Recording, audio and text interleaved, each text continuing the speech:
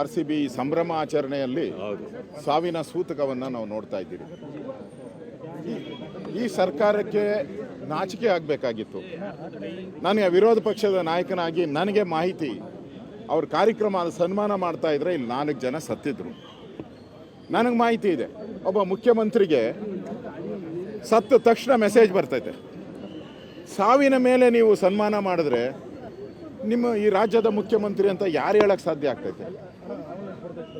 ನೀವು ಈ ಕಾರ್ಯಕ್ರಮ, ಯಾವುದೇ ಕಾರ್ಯಕ್ರಮ ಮಾಡಬೇಕಾದ್ರೂ ಕೂಡ ಅನುಮತಿ ಬೇಕಲ್ಲ. ಸರ್ಕಾರ ಮಾಡಲಿ, ಪ್ರೈವೇಟ್ ಅವ್ರು ಮಾಡಲಿ, ಯಾರೇ ಮಾಡಲಿ, ನೀವು ಅನುಮತಿ ತೊಗೊಂಡಿದ್ದೀರಾ? ಎಷ್ಟು ಜನ ಸಂಖ್ಯೆ ಸೇರ್ತಾರೆ ಅಂತ ನಿಮ್ಗೇನಾದ್ರು ಮಾಹಿತಿ ಕೊಟ್ಟಿದ್ದಾರೆ ಪೊಲೀಸರು? ಏನೂ ಇಲ್ಲ.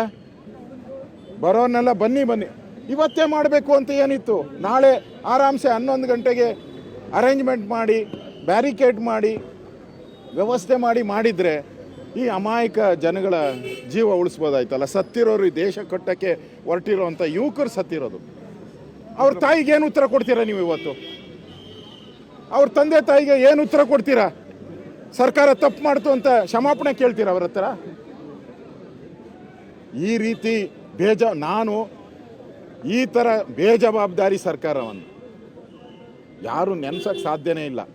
ಆ ತಾಯಂದಿರ ಶಾಪ ಈ ಸರ್ಕಾರಕ್ಕೆ ತಟ್ಟುತ್ತೆ.